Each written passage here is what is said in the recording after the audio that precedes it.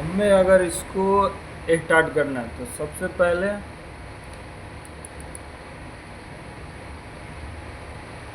हम सॉफ्टवेयर को ऑन करेंगे। सॉफ्टवेयर को ऑन करने के बाद हमें किस चीज़ को रनिंग करना है, जैसे चिल वाटर को रनिंग करना है तो सबसे पहले हम इसका बटरफ्लाई वाल को ओपन करेंगे। बटरफ्लाई वाल ओपन करने के बाद फ्लो दिखाएगा। फ्लो दिखाने के बाद ये हमारा बटरफ्लाई वाल है, हम इसको ओपन करेंगे। ठीक है, ओपन करने के बाद कुछ मिनट के बाद इसमें फ्लो दिखाएगा।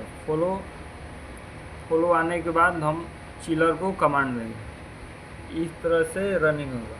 ठीक है, और ये जो है नीचे हमारा सेट पॉइंट रहता है, जो हमारा चिलर से कितना टेम्परेचर जा रहा है वो नीचे लिखा हुआ रहता है। ठीक है, और हमें फिर अगर दूसरा चिलर स्टार्ट करना है तो सेम प्रोसेस है।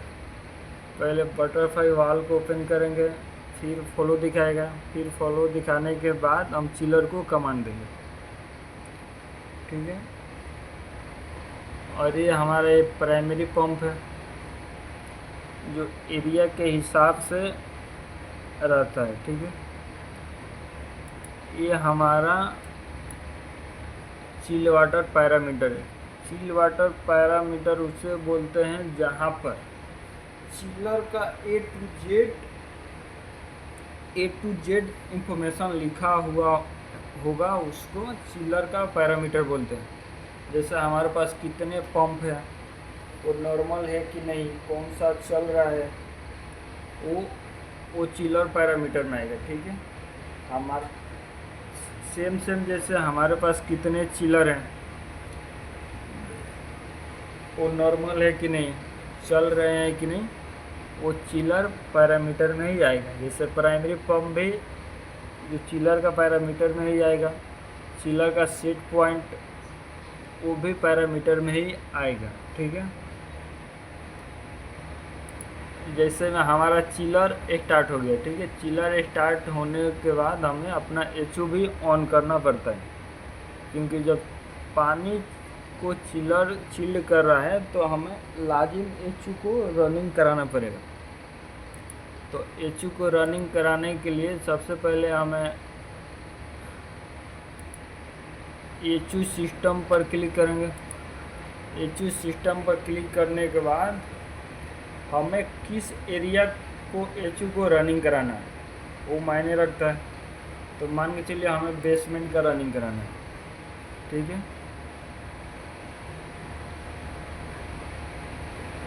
ये हमारा एचओ हो गया। ठीक है,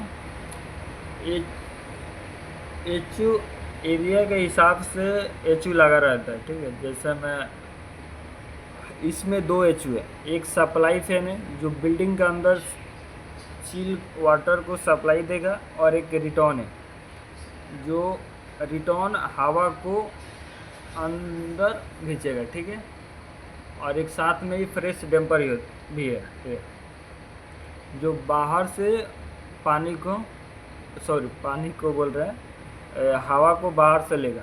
ठीक है, एचयू में हमारा जैसे में एचयू का जो रिटर्न डक्ट में सीओ सेंसर लगा रहता है। ठीक है, और रिटर्न डक्ट में टेम्परेचर सेंसर भी लगा रहता है। सप्लाई जो ये डक्ट है, जैसे में कैसे हो मेरे भाई, सप्लाई डक्ट में भी टेम्परेचर सेंसर लगा रहता है। ठीक है, जैसे में ब्लोअर हो गया, पीरी, जैसे में ए पीरी कॉइल है। ठीक है, तो मेरे भाई हम बनाती है यार, सारा भाई कहाँ जा रहा है, होमवर्क कर रहा हूँ मैं, सच में रिजाइन दे रहा हूँ मैं। रिटर्न फैन के बाद हमारा प्री फिल्टर लगा रहता है। उसके बाद चिल वाटर जो हमने चिलर स्टार्ट किया, उसके बाद चिलर लगा रहता है। ठीक है, चिलर को भी हम एचयू से कमांड दे सकते हैं, मतलब सेट पॉइंट के हिसाब से कितना हमें रनिंग करना है। ठीक है, और जब फ्रेश एयर का डैम्पर आता है वहाँ पर भी एक डैम्पर एयर आता है, वहाँ पर भी एक डैम्पर लगा रहता है, ठीक है। जैसे इसको रनिंग कराना है तो सबसे पहले हम चेक करेंगे कि ये हमारा ऑटो मोड में है कि नहीं, ठीक है। ऑटो मोड में होगा तभी BMS सिस्टम से रनिंग होगा। अगर ये मैनुअल मोड में होगा तो BMS सिस्टम से रनिंग नहीं होगा। कई बार इंटरव्यू में पूछते हैं लोग कि सिस्टम से हम सेट पॉइंट को चेंज कर सकते हैं कि नहीं, तो हमें कौन से BMS से उसको ऑपरेट करना है वो मायने रखता है। अगर उसमें दिया होगा तो हम आसानी से चेंज कर सकते हैं, अगर नहीं दिया होगा तो हम नहीं चेंज कर सकते, ठीक है। मेरे भाई चाय लाओगे?